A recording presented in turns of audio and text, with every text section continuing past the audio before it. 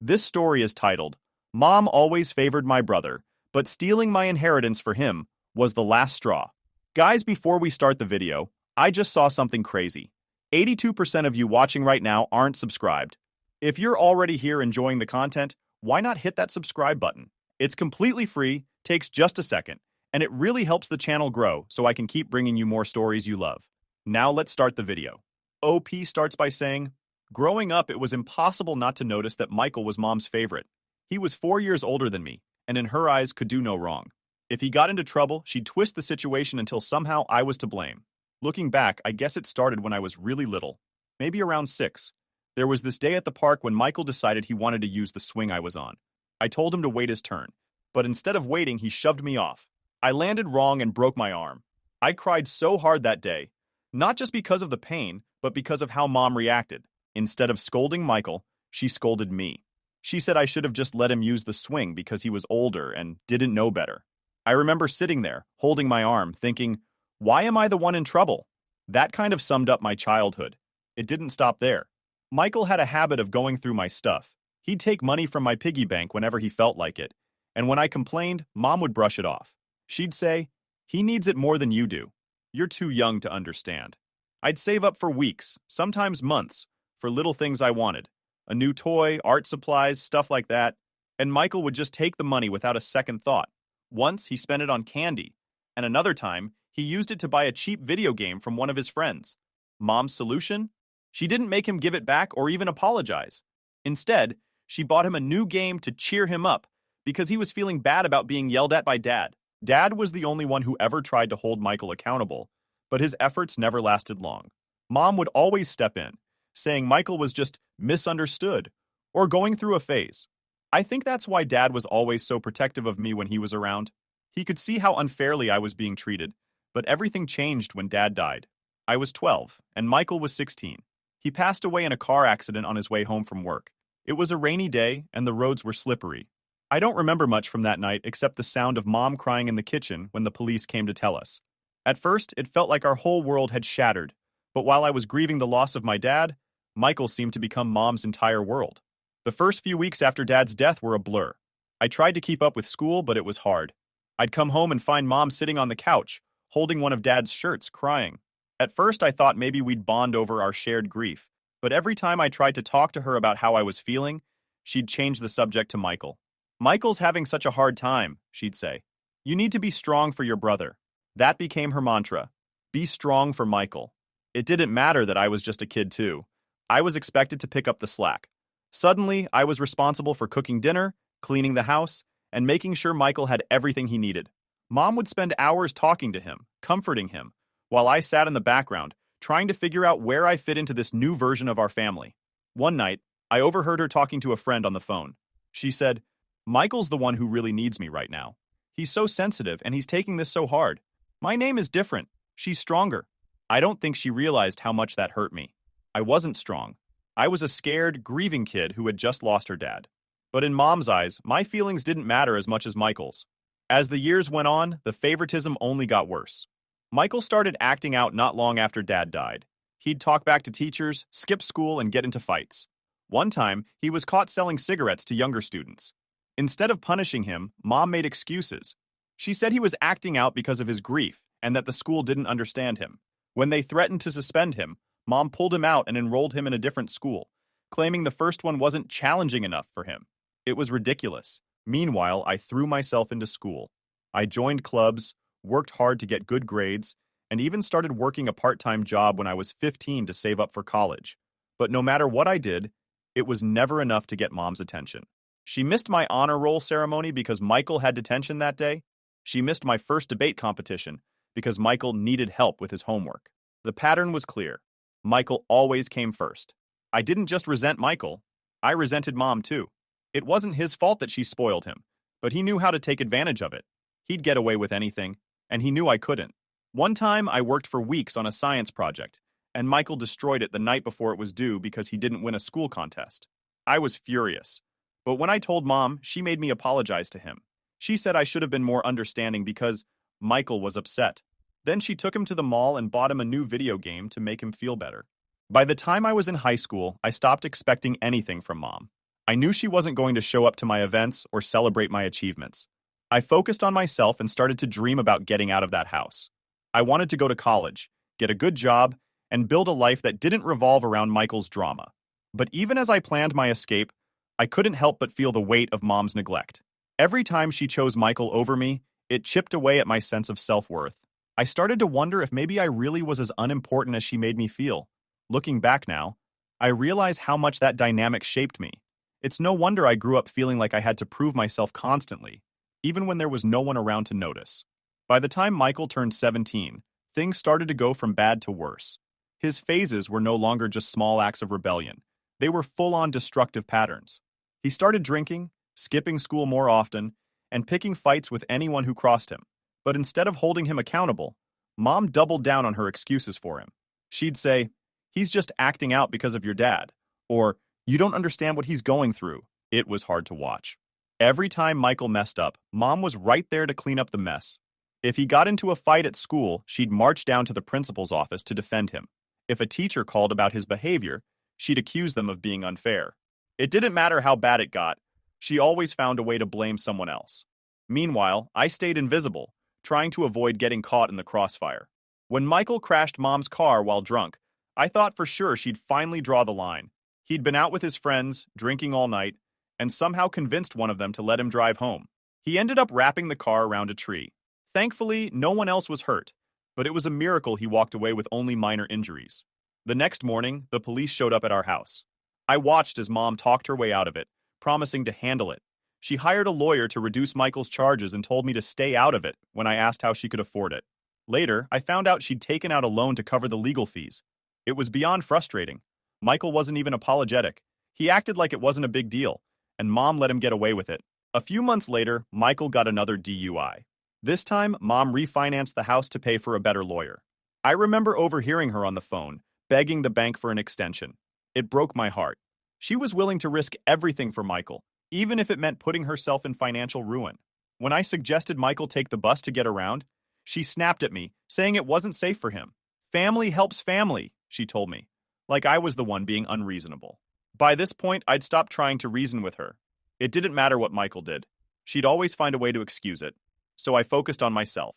I worked hard in school, took on more hours at my part-time job, and saved every penny I could.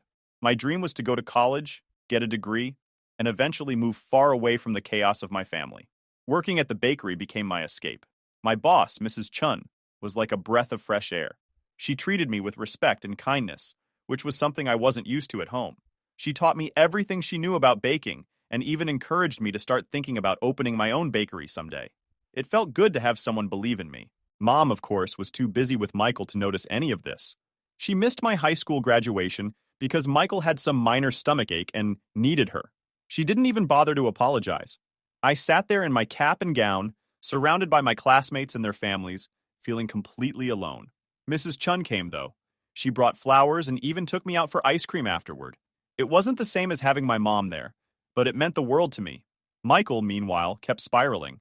He couldn't keep a job for more than a few weeks, and was constantly borrowing money from Mom. She'd complain about it to me sometimes, saying how hard it was to keep up with his demands. But the second I suggested cutting him off, she'd shut me down. "You don't understand," she'd say. "He's struggling. He needs our help." It wasn't just money either. Michael had Mom running herself ragged. She'd drive him everywhere since he'd lost his license. She even quit her job because it interfered with Michael's schedule.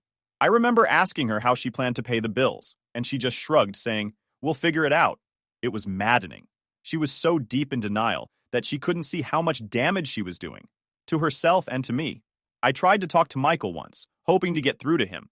I told him he needed to take responsibility for his life, that he couldn't keep leaning on Mom forever. He laughed in my face. "What do you care?" he said. "Mom doesn't mind. Besides, it's not like you're doing anything important." His words stung, but they weren't surprising. Michael had always been selfish, and Mom had always enabled it. The breaking point came when I started applying for college. I'd worked so hard to save up money and earn scholarships, and I was finally ready to take the next step. I sat Mom down to talk about my plans, hoping she'd be proud of me. Instead, she barely looked up from her phone. "That's nice, honey," she said. "But Michael has an interview tomorrow and he needs me to help him prepare." That was the last straw. I realized then that I couldn't rely on Mom for anything. Not support, not encouragement, not even basic acknowledgement. I ended up getting into a great school, and I worked my butt off to make it through. Between classes, part-time jobs, and the occasional freelance gig, I managed to pay for everything myself. Mom didn't come to my college graduation either. She said she couldn't leave Michael because he had a job interview. Mrs. Chun came, though. She even gave me a small gift, a custom apron with my name embroidered on it. It was one of the nicest things anyone had ever done for me. Through it all, I kept hoping Mom would wake up and see what Michael was doing to her. He wasn't just taking her money, he was taking her time, her energy, her entire life. But she didn't see it that way. To her, Michael was still the little boy who needed her protection, and I was the strong one who didn't need anything. Looking back, I think that's what hurt the most. It wasn't just that Mom favored Michael, it was that she didn't see me at all. I wasn't her daughter. I was her backup plan, the person she turned to when Michael wasn't around. It was a lonely way to grow up, but it taught me how to take care of myself. And for that, I'm grateful. After college, I started to feel like things were finally falling into place. I landed a decent job, got my own apartment, and began saving for my ultimate dream, opening a bakery. It wasn't easy, but I was proud of what I'd accomplished. I didn't expect much from Mom or Michael at this point. I'd already accepted that they wouldn't celebrate my wins or support me. Still, I never expected what came next. When Grandma passed away, it was devastating. She had always been my rock, the one person in my family who genuinely cared about me. Losing her felt like losing the last bit of stability I had, but even in her passing, Grandma found a way to support me. She left me $50,000 in her will, specifically for my bakery dream. It was bittersweet, but it gave me hope. Finally, I could start working towards something that was truly mine. For the first few months after Grandma's death, I focused on planning. I worked with Mrs. Chun to finalize a business plan, researched locations, and even looked into potential suppliers.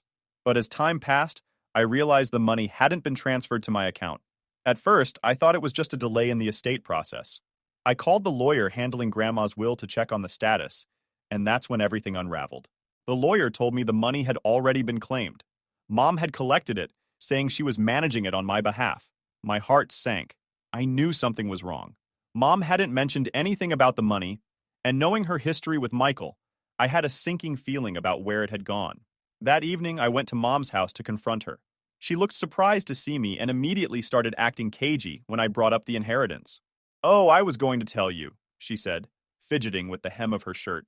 "I've just been so busy with Michael. You know how it is." I didn't let her dodge the question. "Where's the money, Mom?" I asked, trying to keep my voice steady. She avoided my eyes and mumbled something about using some of it. When I pressed her, she finally broke down, sobbing and confessing that she'd given $45,000 of my inheritance to Michael. I was stunned. My head was spinning as she tried to explain. "Michael needed it," she said, as if that justified everything. "He's trying to get his license back and start a trucking business. It's a great opportunity for him. You'll understand when you're older." "Mom, that money wasn't for Michael," I said, my voice rising. "It was for my bakery. Grandma left it to me for a reason." She didn't seem to care. She waved her hand dismissively and said, "You can start small with the $5,000 that's left. Many businesses start that way. You'll figure it out. You're smart." I couldn't believe what I was hearing. Years of frustration and hurt bubbled to the surface. "You had no right to touch that money," I said. "Grandma trusted me with it, not you. Do you even realize what you've done?" Her response was to cry harder, calling me cruel for bringing up Grandma's warnings about enabling Michael. "You're just jealous," she said between sobs. "Michael's had a harder life than you. You don't know what it's like to struggle like he does." Before I could say anything else, Michael walked in. He had the nerve to act like I was the problem. "Why are you yelling at Mom?" he sneered. "She's been through enough." When I told him the money wasn't his to take, he laughed. "Oh, come on," he said. "Grandma always favored you. I think it's fair that I get something for once." That was it. I was done. I told them both I was cutting them out of my life. "Don't call me. Don't text me. Don't show up at my apartment. I'm done." Mom started wailing, saying I was breaking her heart, but I didn't care. Michael smirked, like he thought I'd come crawling back eventually. When I got home, I blocked their numbers and deleted them from my social media. I knew it wouldn't stop them, but it was a start. For the first time in my life, I was putting myself first. But, of course, they didn't respect my boundaries. Within days, they were showing up at my workplace. It started with Mom sitting in the parking lot during my lunch breaks, crying and begging me to talk to her. Then Michael joined in, yelling about how selfish I was for abandoning the family. My coworkers started to notice, and it became a running joke in the office. People would say, "Your family's here again," like it was some kind of sitcom. It was humiliating. Things escalated when Michael tried to follow me into the office one morning. He was yelling so loudly that security had to step in. They banned him and Mom from the property, but it didn't stop them. Mom started emailing me from different accounts, pleading for me to reconsider. She even emailed my boss, causing trouble with HR. I was mortified. Then came the Facebook posts. My Uncle Mike posted a long rant about how I was tearing the family apart. He included old family photos and accused me of being a heartless daughter who turned her back on her mother. My cousins chimed in, calling me selfish and ungrateful. None of them seemed to care about what Mom and Michael had done. None of them offered to replace the money. They just wanted me to forgive and forget, like always. I tried to ignore it, but it was hard. Everywhere I turned, someone was trying to guilt me into reconciling with Mom and Michael. It felt like I was drowning in their expectations. Cutting off contact with Mom and Michael wasn't as simple as I had hoped. I thought blocking their numbers and staying away would be enough, but they made it their mission to drag me back into their mess. It didn't take long for things to escalate, and before I knew it, their attempts to reconnect had spilled over into my personal and professional life. At first, it was just Mom showing up at my workplace, sitting in the parking lot during my lunch breaks. She'd cry in her car, hoping I'd come out to talk to her. I ignored her. Then Michael started tagging along, standing by my car in the mornings, yelling about how selfish I was for abandoning the family. I'd walk straight past him, pretending not to hear, but my coworkers noticed. One day, my supervisor pulled me aside. "Is everything okay at home?" she asked, clearly uncomfortable. "We've noticed, well, your family seems to be here a lot." It was humiliating. I mumbled something about a family disagreement and promised it wouldn't interfere with work, but the truth was, it already had. People were gossiping about my dramatic family, and I felt like I couldn't escape it. The final straw came when Michael tried to follow me into the office. He was yelling so loudly that people on the second floor could hear him.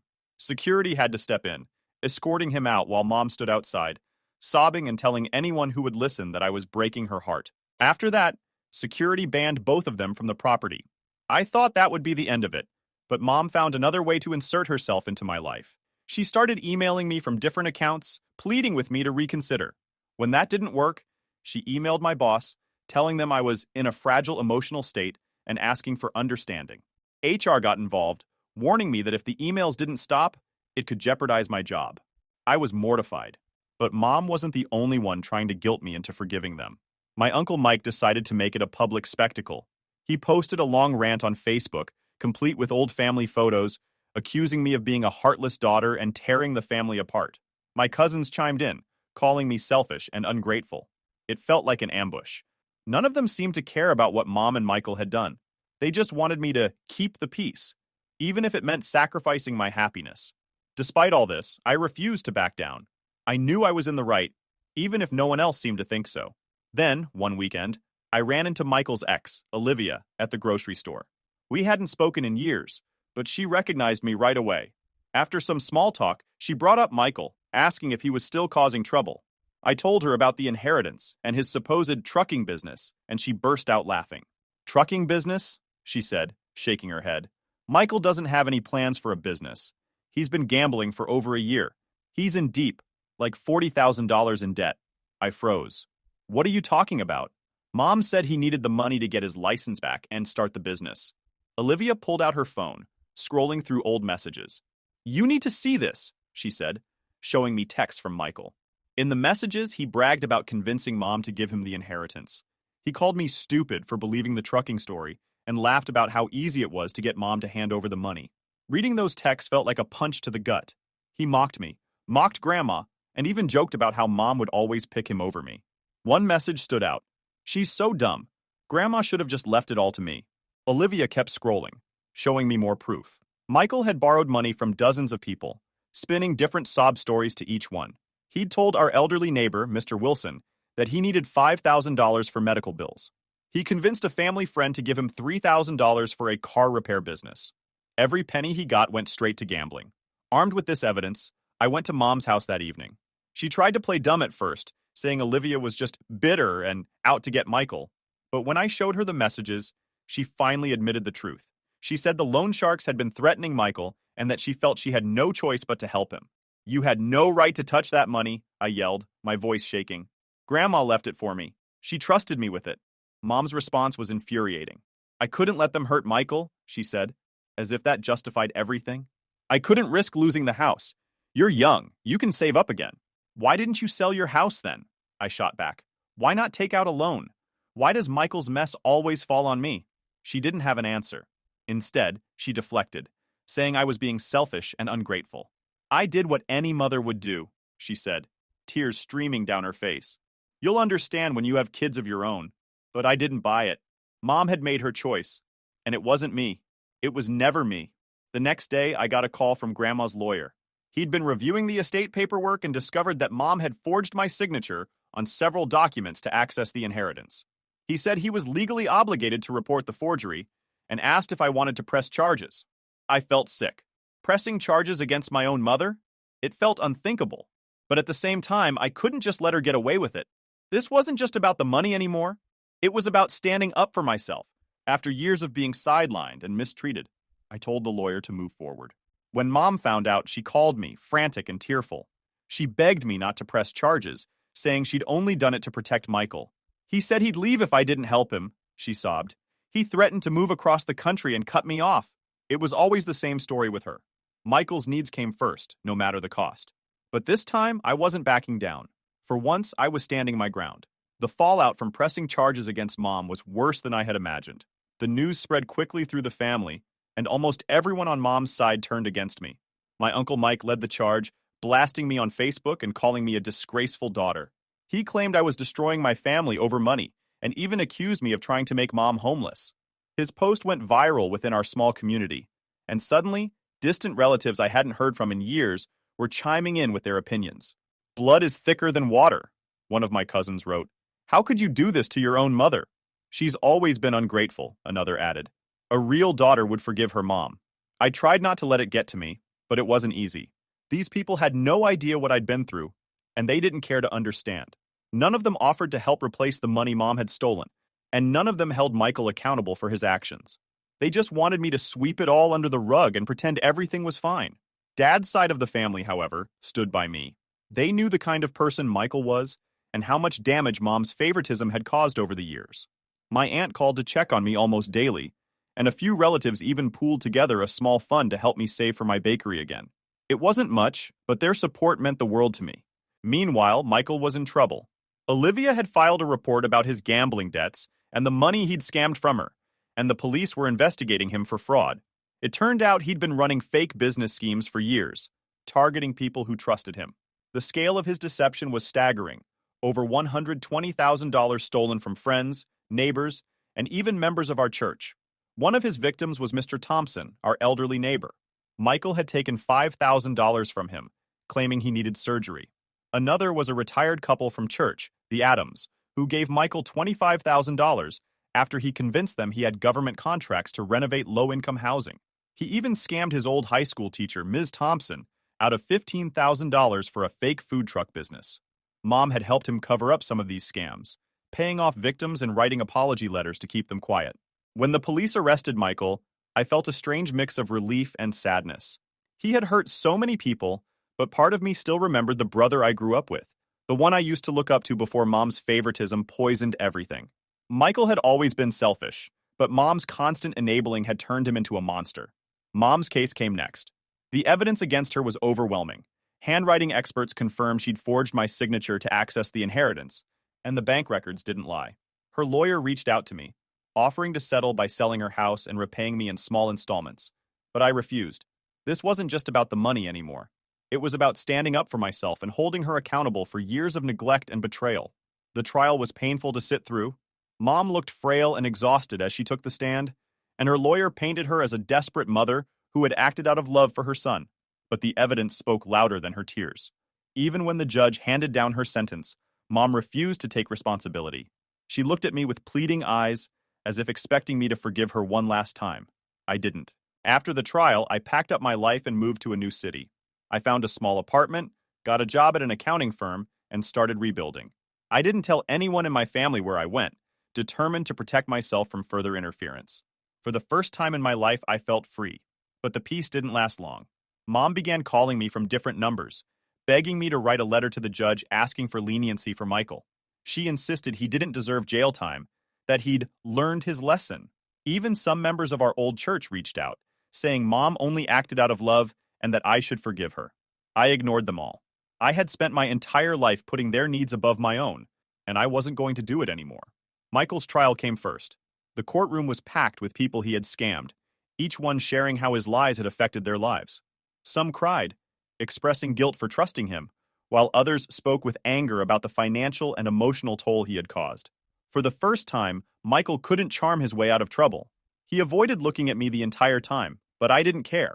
When the judge handed him a prison sentence, I felt an overwhelming sense of relief. He was finally facing the consequences of his actions. Mom's case followed soon after. She looked like a shadow of the woman who had once held our family together, however imperfectly. Her lawyer tried to garner sympathy, but the evidence was irrefutable. In her closing statement, she tried to appeal to me directly, saying she had only done what any mother would do to protect her child. But I saw through it. Her actions weren't about love. They were about control. The judge sentenced her to probation and community service, and while it wasn't the closure I wanted, it was enough. In the months that followed, I found myself feeling lighter, freer. Without the constant weight of Mom and Michael's drama, I was finally able to focus on myself.